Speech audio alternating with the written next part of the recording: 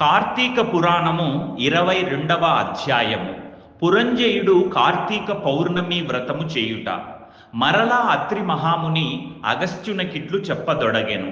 పురంజయుడు వశిష్ఠుల వారు చెప్పిన ప్రకారము కార్తీక పౌర్ణమి రోజున శుచియై దేవాలయమునకు వెళ్ళి శ్రీమన్నారాయణుణ్ణి షోడశోపచారములతో పూజించి శ్రీహరిని గానము చేసి సాష్టాంగ నమస్కారము చేసి సూర్యోదయము కాగానే నదికి పోయి స్నానమాచరించి తన గృహమున కరిగెను.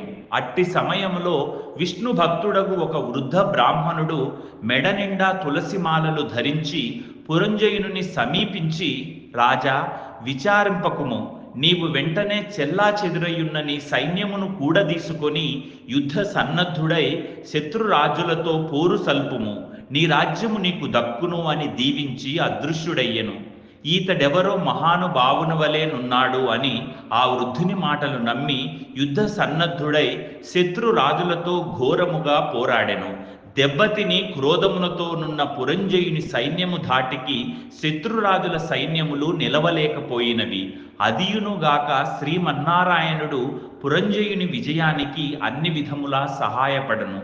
అంతయు శ్రీమన్నారాయణ మహిమయే గదా. ఆ యుద్ధములో కాంభోజాది భూపాలురు ఓడిపోయి పురంజయ రక్షింపుము రక్షింపుమని కేకలు వేయిచూ పారిపోయిరి. పురంజయుడు విజయము పొంది తన రాజ్యమును తిరిగి సంపాదించెను.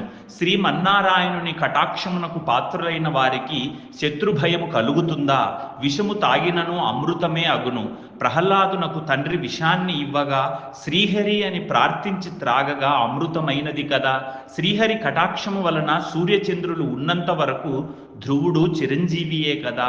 హరినామ స్మరణ చేసిన వారికి శత్రువు మిత్రుడగును. అధర్మము ధర్మముగా మారును. దైవానుగ్రహం లేని వారికి ధర్మమే అధర్మమగును. త్రాడు పామై కరుచును. కార్తీక మాసమంతయు నదీ స్నానమొనరించి దేవాలయంలో జ్యోతిని వెలిగించి దీపారాధన చేసినచో సర్వ విపత్తులను పటాపంచలగును. అన్ని సౌఖ్యములు సమకూరును. విష్ణుభక్తి కలిగి శ్రద్ధతో ఆ వ్రతం ఆచరించుచు వారికి ఏ జాతి వారికైనా పుణ్యము సమానమే.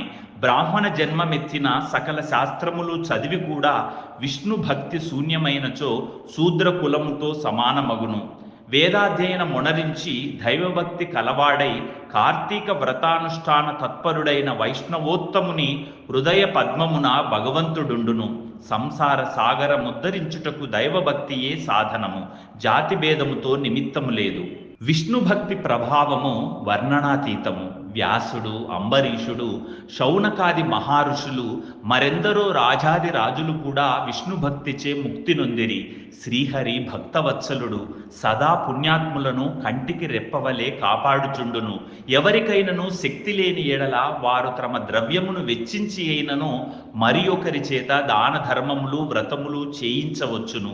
శ్రీహరి భక్తులు అన్యోన్య సంబంధీకులు. అందువలన లోక పోషకుడు భక్త రక్షకుడైన ఆది నారాయణుడు తన భక్తులను సదా సంపదల నొసంగి కాపాడుచుండెను. శ్రీమన్నారాయణుడు సర్వాంతర్యామి. 1000 సూర్య భగవానుల తేజస్సు గలవాడు. నిరాకారుడు, నిర్వకల్పుడు, నిత్యానందుడు, నీరజాక్షుడు. 14 లోకములను తన కుక్షి అందుంచుకొని కాపాడుచున్న ఆదినారాయణుడు. అటువంటి శ్రీమన్నారాయణునకు అతి ప్రియమైన కార్తీక మాసమును భక్తి శ్రద్ధలతో ఎవరు చేయుదురో వారి ఇంట శ్రీ మహావిష్ణువు లక్ష్మీ సమేతుడై వెలయగలడు. ఆ ఇల్లు సిరి సంపదలతో కళకళలాడును.